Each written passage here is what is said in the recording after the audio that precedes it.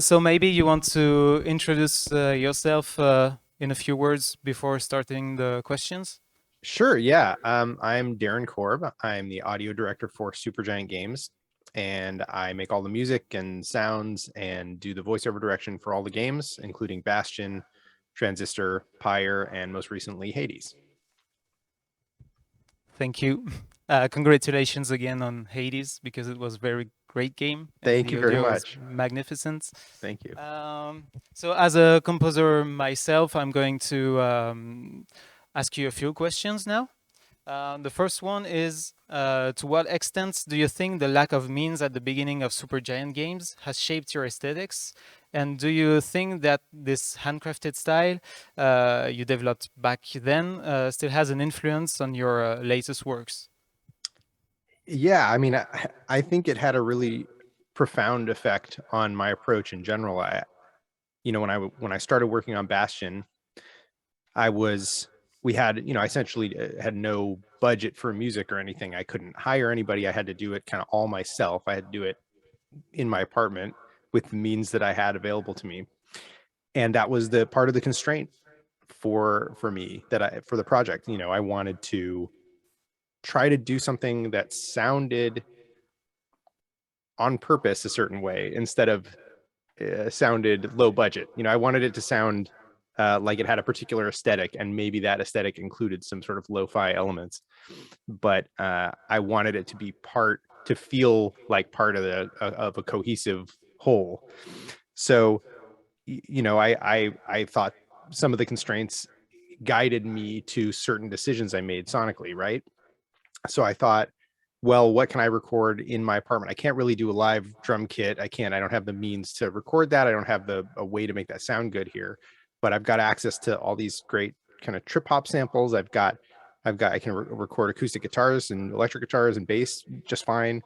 I've got I got like this one mic I can, I can use, and I've got, uh, you know, so, so, so I tried to, uh, kind of channel those constraints into a particular musical style for the game. And the way that I compose and have composed ever since really is just part of the constraint that I like to put on the composition. Is it's something that I can myself execute for the most part. I've had, a handful of exceptions, most recently on Hades, but in general, this is music that I can play and record and mix and do all that myself. And it just sort of, I'm the entire pipeline. And at a small studio, that's really valuable to be able to sort of be the entire process. Thank you. We're going to talk about being the only person in charge of audio a bit later. Mm-hmm. The next question was, to what extent did your vision of music evolve since you have been working on video games? And what did your past as a musician bring you regarding the video games sound scheme? For sure. Yeah. When I started working in games, when I started working on Bastion in particular, I had a specific goal, which was to try and do something musically that I hadn't really heard in games before. I wanted to try and, I felt at the time that I'd heard like different tropes in games a lot, where there's like electronic, kind of 8-bit stuff, and there's electronic stuff, and then there's orchestral stuff, like cinematic orchestral music, and then there's like rock, hard rock or of some sort, and then there's maybe like some combination of those things. But I wanted to try and just do something that didn't include some of that stuff, that had a different point of view entirely. And I think that initially was really influenced by a lot of the music I listened to. I mean, in particular, uh, Led Zeppelin and Jeff Buckley and like a lot of these artists I listened to growing up influenced my decisions stylistically on that game, and a lot of the old sort of blues, like Robert Johnson, old blues stuff. And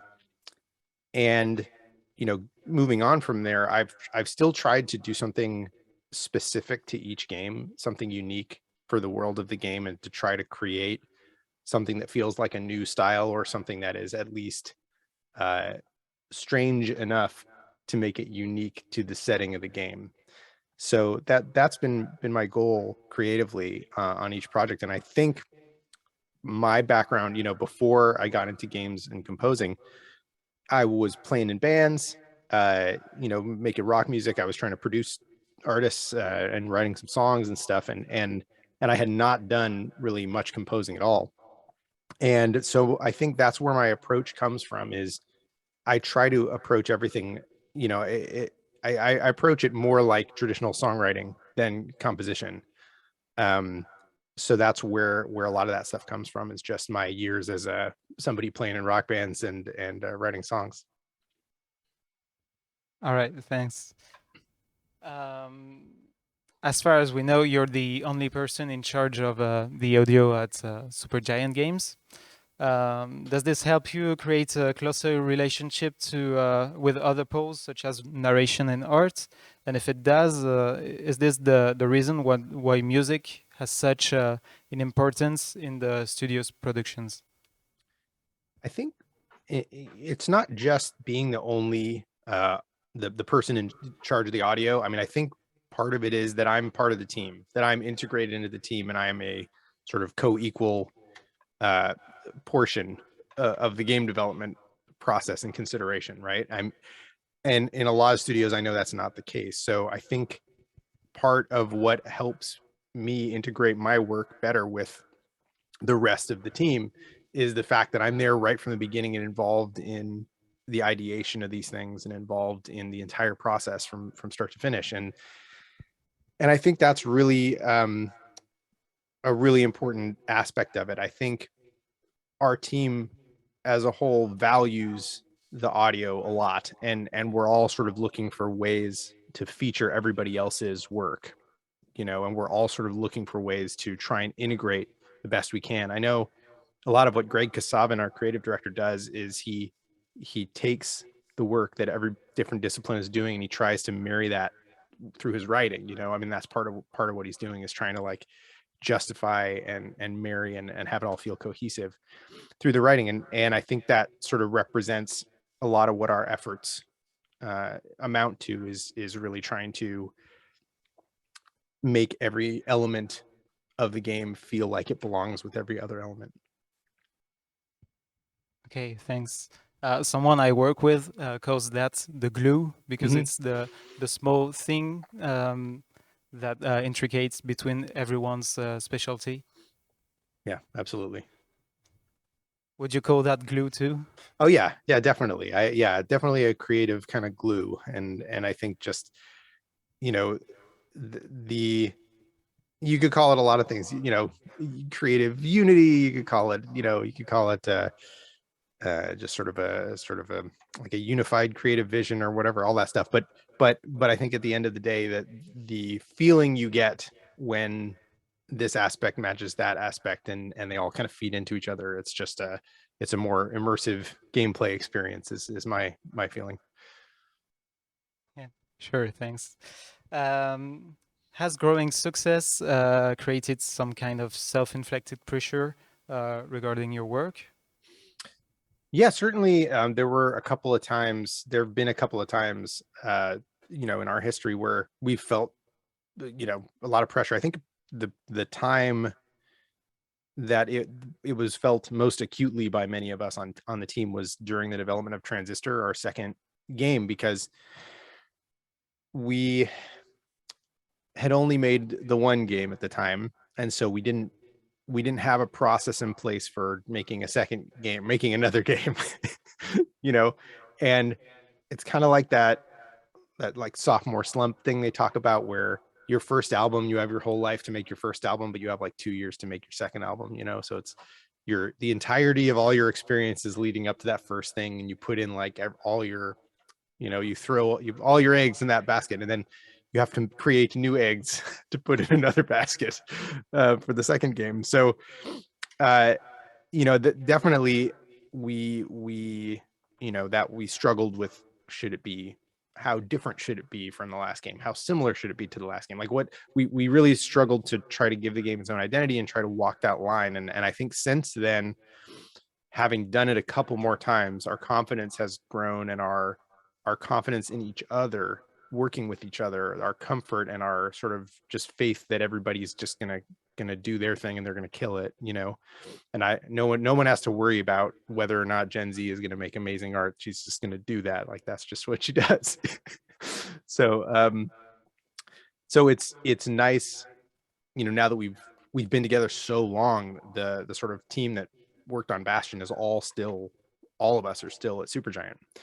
So that's not super common, I think, to have like that core team that's worked together that long in this industry. So I think part of it is the thing that helps us overcome that sort of anxiety these days is just our sort of shared work history and our sort of shared creative language that we have with each other, and the ability to trust each other and know that everybody else is going to do great work and they have your back. Certainly, for Hades, it by quite a bit has been more successful than our other projects in just about every measurable way. And so, yeah, certainly the demands upon us as individuals and as a studio have increased, and people are interested, like just want to chat about whatever and do what, all sorts of things like that. And that creates its own kind of pressure, I think.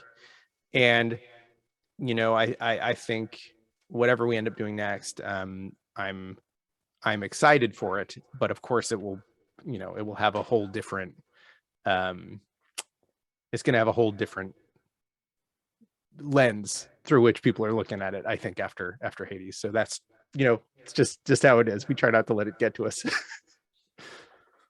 Not to put more pressure on you, but I think we're all excited, looking forward to your next work. So Good to know. No worries, no pressure. Yeah, that's fine.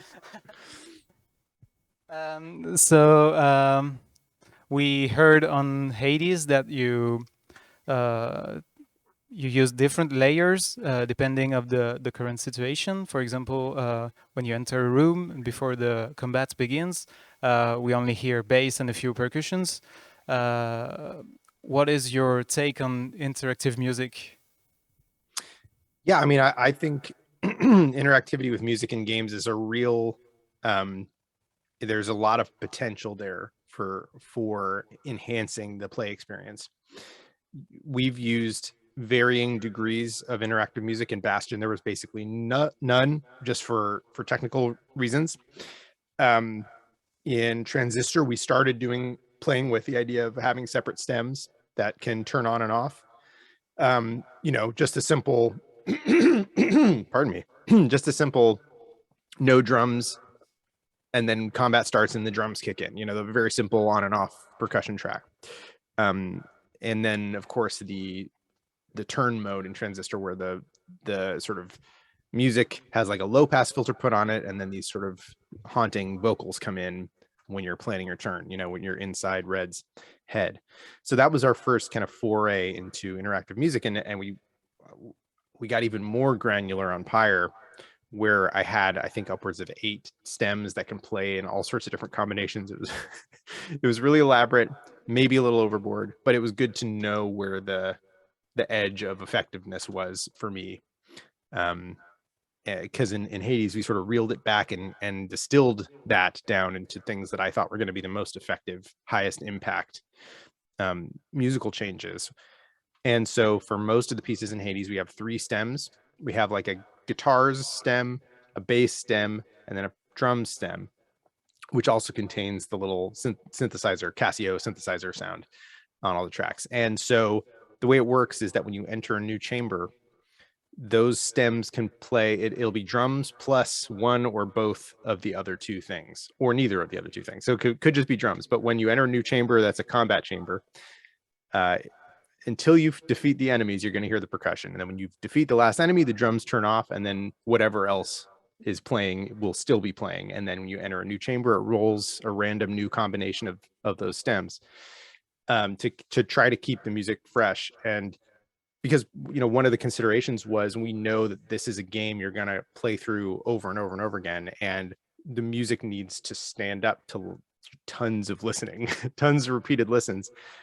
And adding variety to the way you hear the music was a tool that I thought might help extend the life of the music and make it more interesting to listen to and not feel like you're just hearing the same piece of music over and over and over and over again.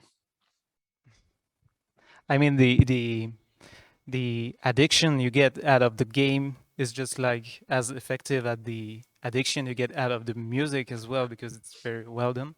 Awesome. And are you planning on exploring further interactive music looking forward, or are you satisfied with the way it works now with Hades? You know, I'm always interested in seeing if there are more effective ways to use interactive music, or ways that are more appropriate for a particular project, or trying to figure out like an optimal way in terms of the tax on the system memory, and you know, like, because when you're streaming 3 tracks of music and there's a lot going on the screen, you know, sometimes the music can get out of sync and you have to account for that kind of thing. Uh, so yeah, I'm always interested in trying to find new ways to approach the interactivity and to try to optimize that. I'm really happy with where we landed on Hades, and I think you know, I think whatever is next, I will try to find something equally appropriate. Okay, thanks. Yeah, you may be tempted to like put a lot of interactive music in a production, but maybe sometimes it's just not worth the risk, because sometimes it just doesn't fit the gameplay. Yeah, it's kind of it's a balancing act, and it's just about trying to make it feel right for the game, you know, and I think maybe on Pyre, that was the one where I kind of went pretty out there with the interactivity, and in a way that was maybe more than the game needed, you know. I will admit, and so, but I'm glad I had that experience of actually witnessing the diminishing returns that delivers back to the player. It's like, it's cool, but it's not as, because it's more granular, it's actually not as noticeable. And so you want to walk that line of having the player notice, but just notice, so it's not distracting, right? It has to be noticeable but not distracting. So it's a tricky balance to try to find. Yeah, sure. It wasn't planned, but would you mind, because we have a bit of time ahead, would you mind talking a little bit about Pyre and your work on Pyre? I mean, just a few examples on what you did. Not like, I'm not Yeah, asking you to open a Logic project or sure. anything, just to talk to us about Yeah. it a little. So for the music that plays uh outside of the actual matches, outside of the rights, when you're sort of exploring the overworld and talking to your companions and stuff, those pieces all had 8 stems that played simultaneously that could be turned on and off in all different combinations. And we had all these different setups for all the different screens. Like, when this companion talks, you know, these stems turn on, and when this companion talks, these stems turn on, and when, you know, when you go into this screen in the wagon, this combination of stems happen, and when you go back out to the map, these stems. So I had 2 alternate drum parts that could play. I had like a flute stem, a guitar stem, a bass stem. I had like a keys and sort of effects stem. Um, and I think I had a mandolin stem. Yeah, I had like, so lots of stems, and they all had something on them constantly for the entire piece, so that when the change happens, you immediately feel the effect of the change, no matter what it is. So it was a real and serious writing challenge, because one of the things that I like to do to add shape to a piece is, you know, you add stuff and you take it away. Right? So without the ability to add stuff and take it away, you have to try to try and give shape to a piece with like everything playing the whole time, was a real challenge for me. And you don't hear it that way in the game, but in terms of writing it, I just had to I had to do some mental gymnastics to try to think about how I might shape the pieces, give them some, a little bit of a story without the ability to add and remove elements. And looking back, sorry, at it, uh, would you say that you put just the right amount of effort on it, or do you think that it was an experience that made you realize that it was a lot of work and maybe you had uh, uh, to go back a little on the Hades? Yeah, I mean, I think my main takeaway was I enjoyed the work. It was an interesting challenge, and I think I I think I discovered that there was a point before where I ended up that would have been like an optimal point to stop with the interactivity, and it was a good lesson to learn. Yeah, I mean, I think what you were saying basically, that it wasn't that it was too much work, it just ended up not being as effective, I think, as having a smaller combination of stems that were a little had more pronounced changes. So I think, yeah, part of the takeaway was to try to distill that effort into just a fewer parts and sort of fewer kind of more significant components than like 8 really granular components, if that makes sense. Okay, I think that it was Olivier de Rivière. You may know him. Um, he was working on a project, and he did all his wise stuff and wrote some music, and he made the director of the game play a sequence, and the director was like, "Yeah, it's great. The music is great. When is it gonna be interactive?" Because it was like so It was well too made interactive. that Yeah. yeah. Yeah. No, that's the thing. Is like, yeah, if you don't notice the interactivity, then you don't know it's interactive. So, yeah, part of the thing is how do you make the player aware that it's changing because of them, and how do you also make them not be distracted by that, right? You want to try to find a way where there are noticeable musical changes that happen, but it doesn't feel too in your face to pull you out of the moment, right? It should feel like you're driving it, but it's sort of just happening also, and you don't, you notice it, but it goes away as soon as you notice it. Yeah, it's like, how was the audio? Oh, I didn't pay attention. Oh, Yeah. fine. So far, so good. Yeah. Yeah, I mean, I find, I feel like it's kind of like with song lyrics or something, where like you notice them if they're bad, you notice them if they're fantastic, otherwise you don't notice them at all. Okay, thanks for that. Going back to the questions we planned now. Yeah, Sorry for the no improvisation. problem. So voiceover and character dubbing is not something you would usually expect in indie productions. Mm. Still, there is some in Supergiant Games. What's the reason behind such a choice? Yeah, well, it all goes back to Bastion, where we're looking for a method to deliver a story that didn't fall into the trap of sort of stopping the game to deliver the story. That was our goal on that project, right?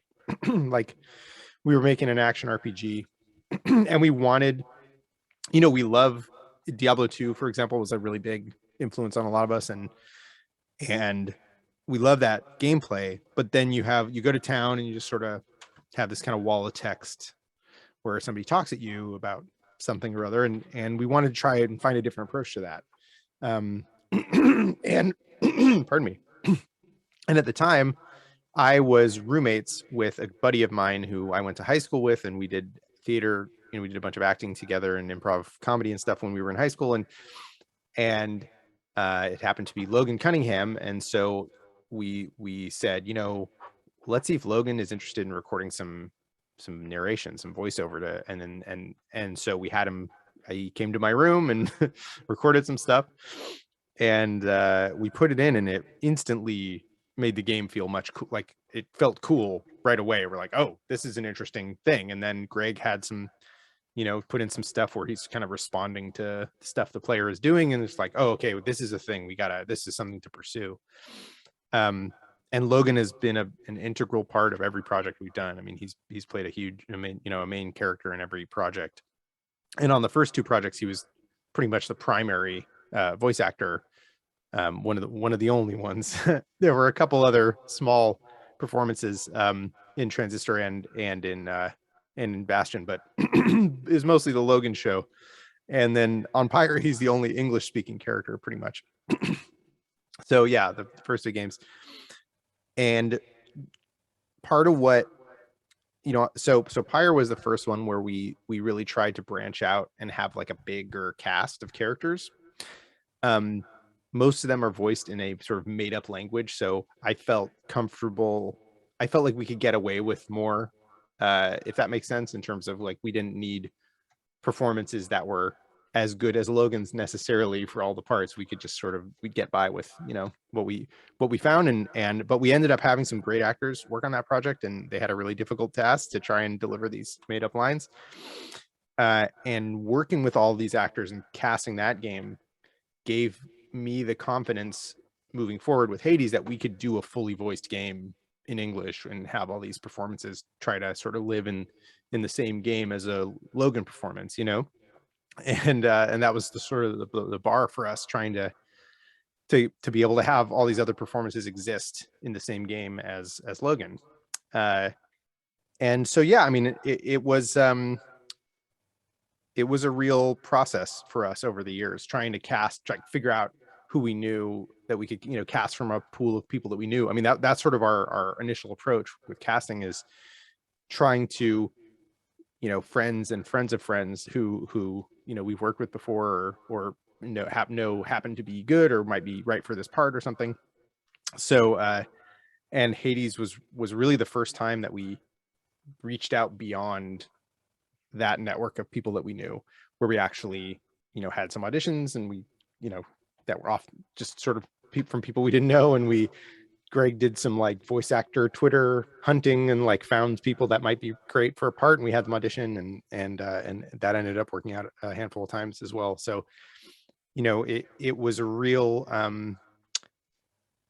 it was a really interesting process for me, because, I direct all the voiceover. I ended up playing a couple of characters in the game, and it was a real, it was a ton of fun, actually. I think previously a lot of the voiceover stuff that wasn't with Logan was just like had like a little bit more stress to it for me, because there's a lot of stakes. It's like a kind of there's just a high pressure scenario where you have X amount of time and you have to get all this stuff done. But I think partway through Hades, I think maybe after early access launched and people seemed to respond really well to the voiceover, then I was able to sort of relax and have fun with it. And I began to really enjoy directing and recording all the voiceover sessions. And it was, it's just, but yeah, I've really enjoyed that aspect, particularly since then. I mean, I've enjoyed it the whole time, but Okay, thanks. So talking about wondering if your work is good enough, we have a question written by someone who had another conference an hour before, who totally killed it, but still believes he's an imposter. Sure.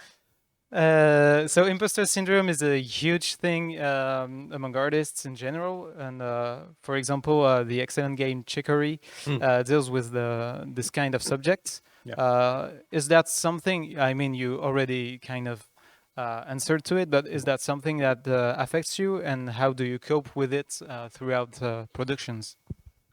Yeah, I mean, I think there are a couple of things that help in particular for me. One of them is making a lot of stuff, meaning, whatever your discipline is, the more you do it, the less precious each individual idea and each piece of work is going to become to you. And you're going to be okay with just making it and moving on and not fussing too much about whether or not it's good enough. The more you make, the more I find, the more I'm able to do that, right? Where it's like, if I like it, it's done. That's the metric, right? And that's the other part is if you're able to make things you like if you can kind of take off your creator hat for a second and just listen to your piece, like step away for half an hour and come back and just listen to it as if you are listening to other music that you didn't make or look at your piece of art that you're doing, whatever it is. and try to have some objectivity about how you evaluate it. And if you like it, then that's the only metric that really matters, is do you like it?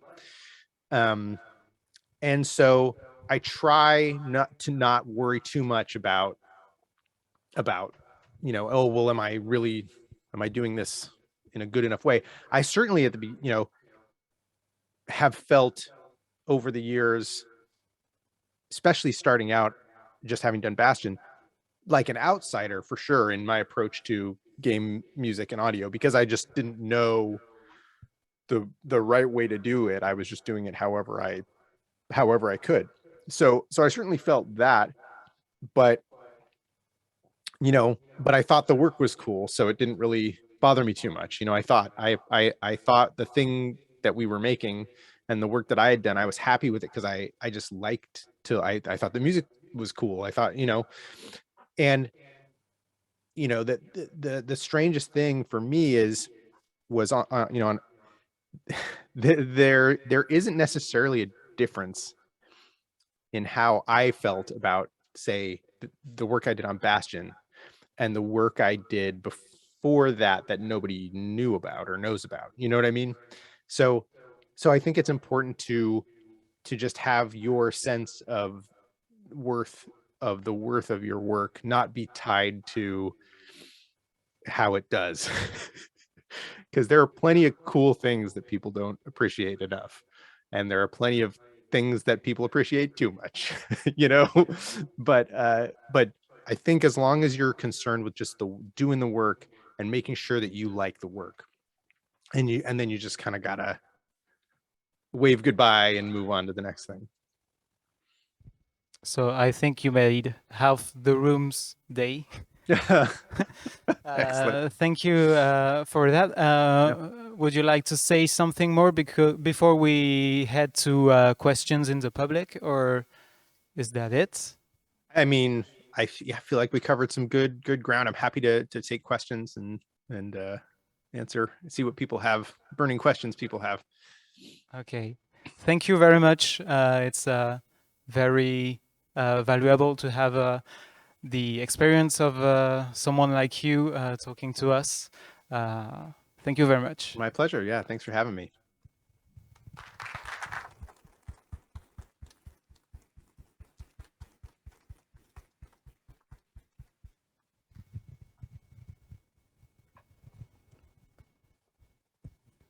Hello, can we hear my accent? Yeah, I gotcha.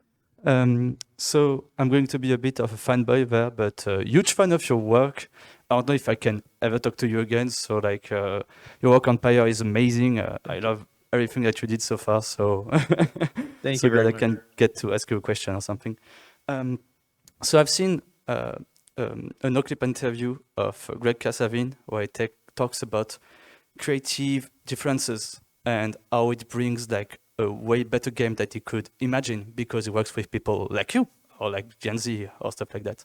On your end, how do you think like creative differences and like constraints with your other teammates influence your way you create music, write it? Does it enhance it? Does it restrict you in any way? Like, what's your take on that? Is my question. Yeah, I mean, it's an interesting question. I find it really energizing personally. I mean, when I see what the art Jen is working on, for example, or read the stuff that Greg has written and think about, the different characters and the way they're interacting and stuff, all that stuff is really energizing for me creatively to go and then write something that helps to, I'm trying to help reinforce what everybody else is doing and reinforce the tone of the game that we're all shooting for and reinforce all that stuff. So for me,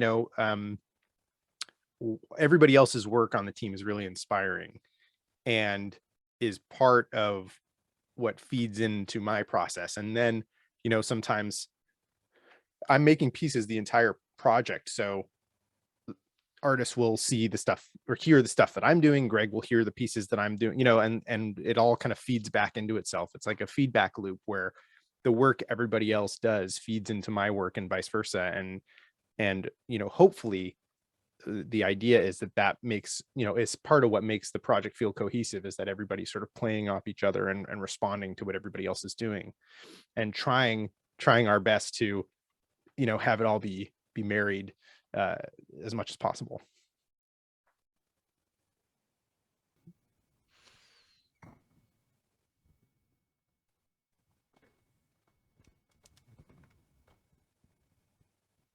Hey, Darren.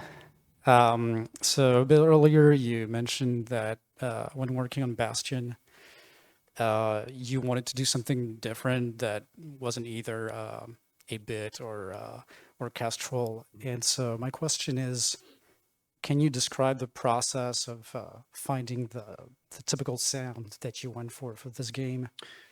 And do you have any advice for composers who are trying to find their own sound, asking for a friend, of course? Yeah, absolutely. Yeah. I mean, so it's a combination of a lot of things for me, right? It's the first constraint is the sort of big constraint is, what are my abilities as a musician and a composer? What can I do? My background was, I knew how to play the guitar and bass and all that stuff. I had background as a songwriter, and I had background as a producer, so I knew how to like do stuff in a DAW and mix things and do music engineering stuff. And, I knew how to write a song, and I knew how to play the guitar. Those are my tools, my primary tools that I had. Right. So I approached, so that's the first constraint. Then the other constraint is, what do I have access to sonically?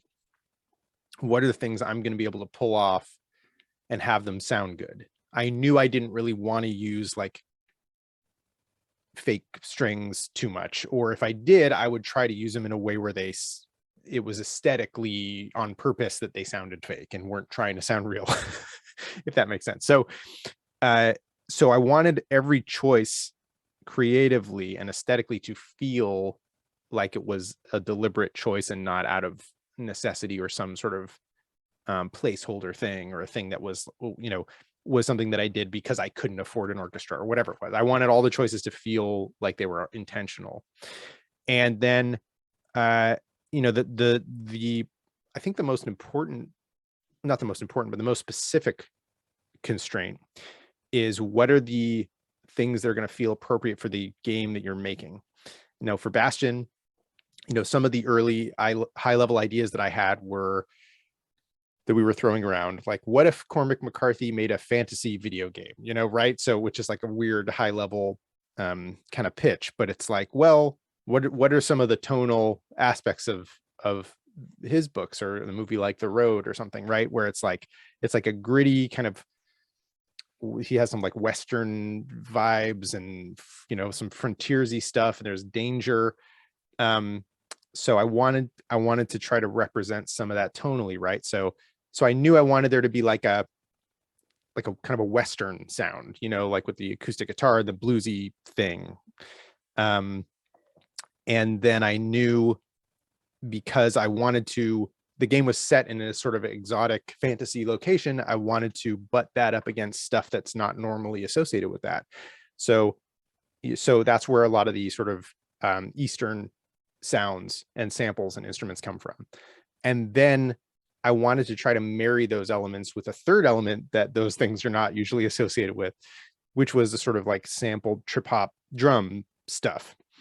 And so my hope was that by sort of combining those three things in this particular way, it would help create a sound that was specific to this place that didn't exist before. And also the sound, hopefully, didn't really exist before in quite this way. So it would help place people here effectively, was the idea. And so I think when you're trying to figure out what kind of music is appropriate for your project, the questions that I asked on this game is like, in the setting of this game, what would the people in this world listen to? Like, what's the kind of music that they're going to listen to? What's the kind of music that they make? What kind of instruments might they play if they made music or have access to? And so I try to have at least a portion of the game's sound be defined by the answer to that question. What is the kind of music the people here are going to make or listen to? And what are the instruments they're going to use? So, for for all the games, that's like at least a third of the sonic palette. And then the other two aspects for me are more like a tonal expression, if that makes sense. Like, what is the answer to this question going to butt up against in an interesting way, you know? And then what's going to help marry those two things. So that's sort of my approach. It's not a thing that necessarily will work for every project or for every person, but it's something that I found really works for me.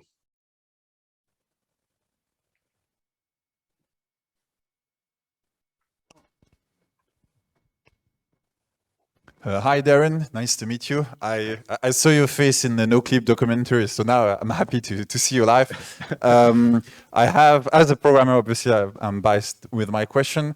You said you were deeply integrated into your team as the audio guy compared to other audio composer or sound designers. How deep do you go into the implementation of the sounds into the games? Yeah, I mean, what I'll usually do for the sound effects, either myself or Greg Kasavin, or he does a lot of the he'll usually do like a temp pass with some pre-existing sounds, or sometimes he will, and I'll go and replace those sounds with new sounds, or I'll go through and hook up stuff myself. I'll hook it up to frames of animation or in script or whatever, and just tell the sounds when and how to play. And I do all the setup in our middleware. I use Fmod Studio. So I set everything up in Fmod. For the music, usually, for Hades, for example, we developed a system where, all or most of the pieces that appear in a particular context are set up all the same way, where they have markers that transition to the different sections and different stems that can be turned on and off. And those can just kind of plug into a playlist, essentially. So this biome, choose from these pieces, and it just kind of steps through the pieces each time it's a new piece is called for in that biome, right? And so on. So I'll have help from, I'll sort of concept how that stuff is going to work with Greg, and maybe we'll have assistance from one of the engineers on just making sure that all gets implemented like that. But yeah, so I'm involved. I'm pretty deeply involved. I don't do all of the noodly coding myself because that's not my specialty, but but I do a little bit of scripting.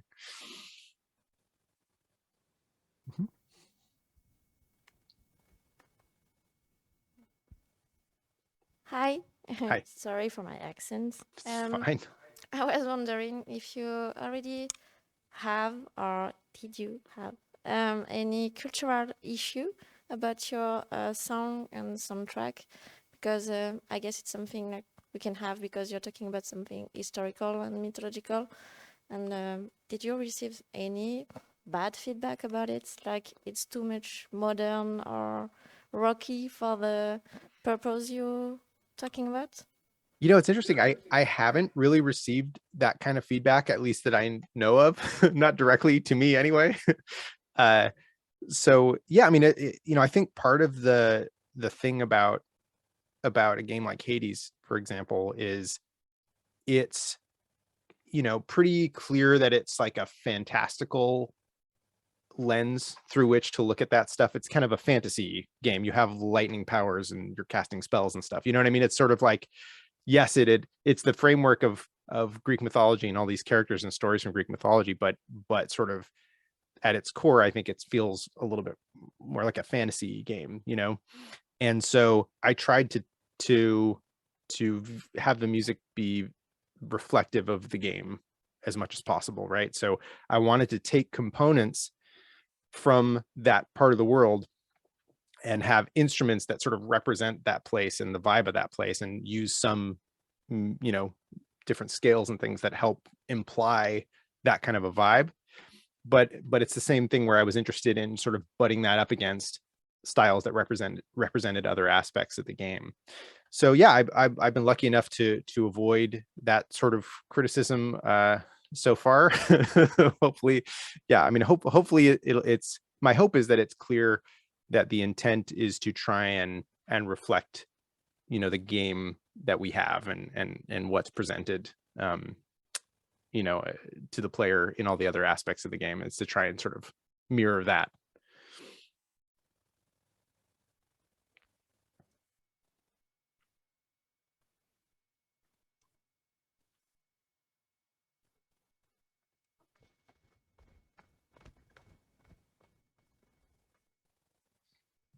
Hey, I had a question about Pyre, or the player at least, because from what I've heard, I don't know if I'm mistaken, the outro of Pyre, the last song, Mhm. has so many variables that there's like a billion versions of the same song.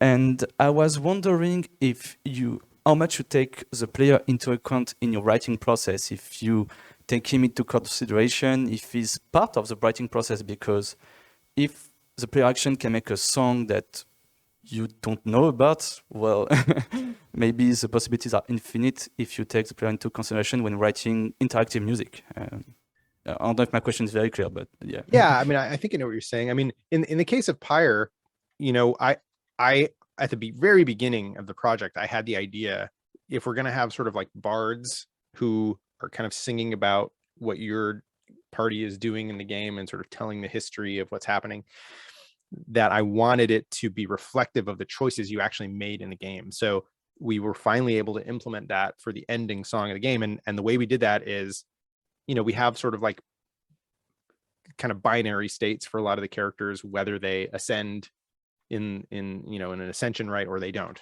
right? And that's sort of the main thing we used to focus on, for having different alternative verses for each character, whether or not they ascended. And so yeah, there's a bunch of combinations based on that. And then we also changed verses based on your like character's gender selection, and there were different, you know, different versions of each time I used one of those pronouns in there, it's a different, we have 3 different versions of that. So it ended up being like 6, you know, main tracks it could choose between. I think I did it, yeah, it was like a series of the gender one would tell you which set of 2 tracks to choose between, and then it would just kind of flip between, you know, whether they ascended or not. As the song plays, we have little markers that tell it, if this character ascended, play track A, if this character didn't ascend, play track B, you know. So we have we had you know, we tried to build in some interactivity there and have it reflect your experience of the game. I think taking the player into account, you know, is really important for interactive music, because whether it's trying to tailor it and show the player that you're paying attention to what they're doing, right, and having a song that changes based on what they did, that's one way to do it. And I think just sort of, you know, the approach I took for Hades, which doesn't have that kind of interactivity necessarily, but it does have a different kind, which is trying to imagine how the player is going to engage with this game and what's going to be the most effective way.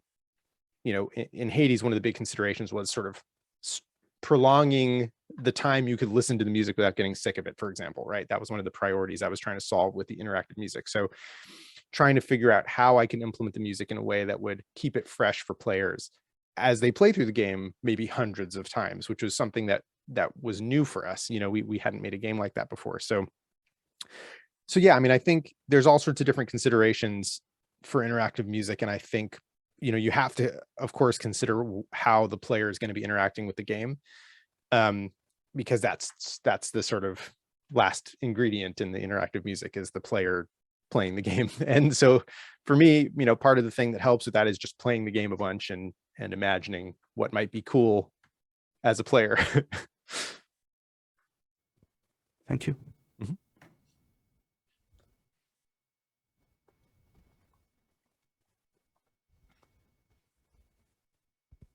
Hi, I have a question that's a bit in the continuity of what you just said about Pyre and Hades. I was wondering, due to the structure of the roguelike structure of the game and the fact that the player's comprehension of the narrative of the game and its relationship to the character evolves over time. For example, the first time you meet Megara, you don't feel the same way about her that you feel about fighting her the 50th time, for instance. Do you have like some evolution inside the tracks, the characters, theme song, things like that are based on that evolution on the narrative, or not? Yeah, you know, we don't really have that. I mean, we have stuff that happens where with like say Orpheus and Eurydice, where you as you advance that storyline, the songs, the situation where in Eurydice's chamber can change, and the songs that they're singing when you encounter them can change, and all that stuff.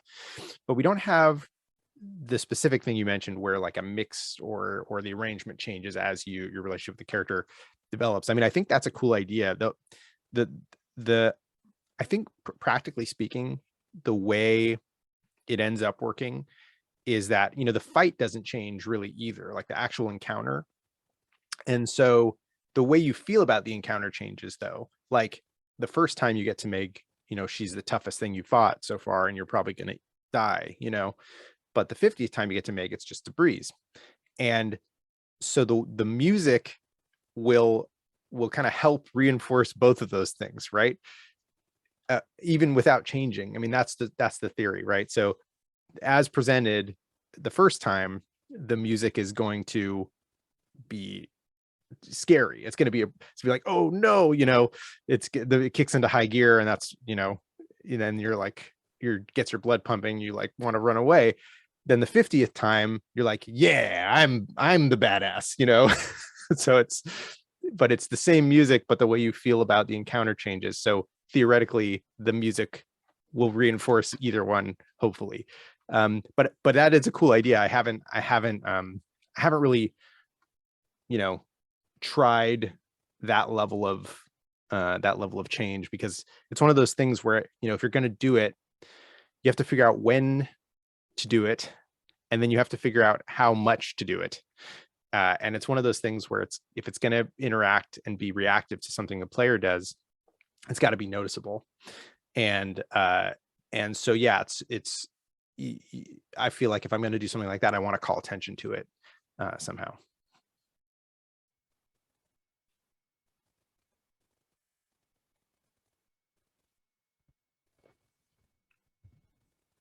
I don't think we have any further questions. Do we? No. Thank you very much, Darren, for being with us today, this morning for you. Yeah. Thank you for having me. Yeah. We're gonna have a few drinks now, and it's such a shame that you're not with us.